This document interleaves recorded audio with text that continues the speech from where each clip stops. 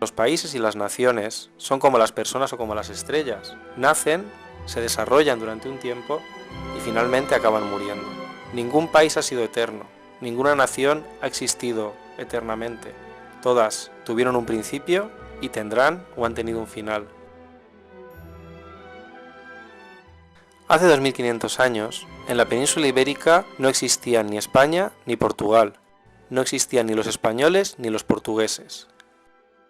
Los pueblos que en ese momento vivían en el territorio ibérico pisaron el mismo suelo que pisamos nosotros ahora, pero no tenían nada en común con nosotros. No pertenecían a nuestra misma nación ni a nuestra misma cultura.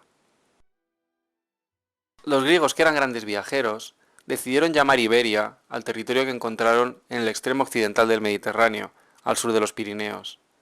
Por su parte, los romanos le llamaron Hispania, origen de la palabra España. Pero no nos debemos confundir, ni Iberia ni Hispania eran un país o una nación.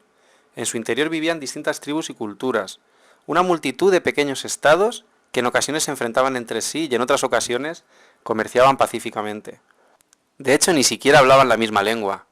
Si nos fijamos en su idioma, encontramos dos grandes grupos.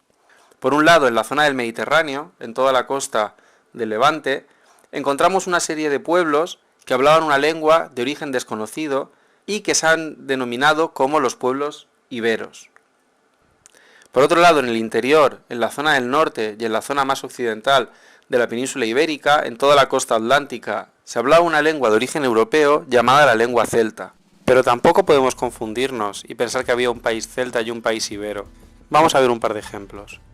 Los galaicos eran un pueblo celta, que vivía en una zona más o menos situada donde actualmente está Galicia. Pues bien, este pueblo no sabía leer ni escribir. Vivían en pequeños asentamientos, apenas unas aldeas, amurallados y situados en lo alto de colinas llamados castros. Y tenían muy poco que ver con los pueblos del Mediterráneo. En cambio, vamos a ver otro pueblo celta, en este caso los celtíberos. Hablaban una lengua parecida a la de los galaicos. Sin embargo, habían copiado la escritura de los iberos, sabían leer y escribir. Vivían en ciudades de gran tamaño, sus sociedades eran más complejas y se dedicaban sobre todo a la agricultura y a la ganadería. Así que aunque los galaicos y los celtíberos hablaban lenguas parecidas, realmente no tenían nada que ver. Porque en realidad, la diferencia importante no es entre celtas e iberos, sino entre sociedades complejas y sociedades más primitivas. Las sociedades complejas estaban formadas por pueblos más avanzados, que comerciaban con los griegos y con los fenicios, y que gracias a eso conocían la escritura, el torno, la moneda. A los griegos y los fenicios les vendían metales preciosos, sobre todo plata, pero también cobre, plomo, estaño.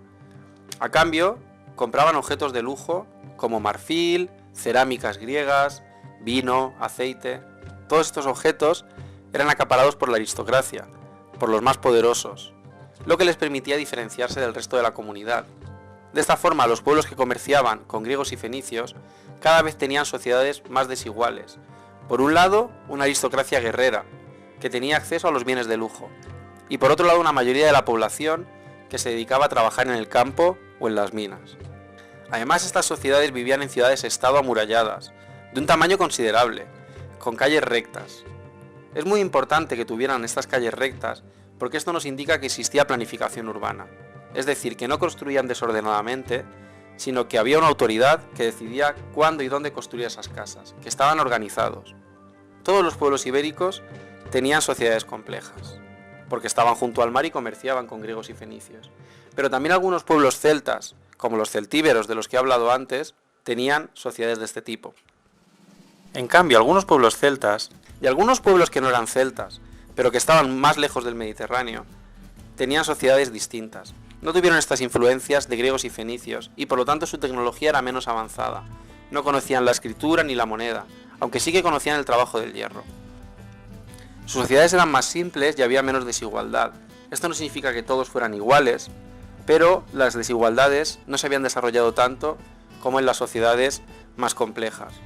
Y parece, según señalan algunos textos, parece que las mujeres tenían mejores condiciones en estas sociedades que en las sociedades del Mediterráneo. Además, vivían en pequeños asentamientos amurallados, llamados castros, que tenían casas redondas y que se construían de forma totalmente desordenada. No había ningún tipo de planificación urbana. Aunque es cierto que la mayoría de sociedades primitivas hablaban lenguas celtas o lenguas de origen europeo, ni todos los que hablaban lenguas celtas tenían sociedades primitivas, ni todas las sociedades primitivas hablaban este tipo de lenguas. Es muy importante la excepción de los vascones, que no hablaban una lengua europea ni céltica, pero que sin embargo también tenían sociedades de este tipo.